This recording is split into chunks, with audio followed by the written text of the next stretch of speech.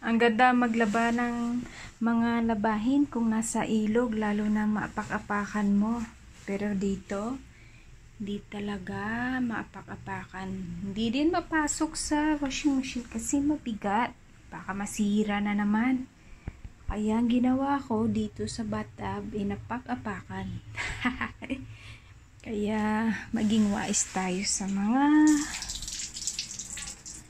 house chores nating dapat gawin para easy life. Ayan guys, mabibigat yan lahat. Ayan, comforter, mabigat. Ayoko naman ipa-laundry kasi mahal, sayang. At saka voluntary ko naman ginawa ng paglaba kasi maalikabok na. Nilagyan ko lang ng powder soap at detergent. Ayan, at inapak-apakan.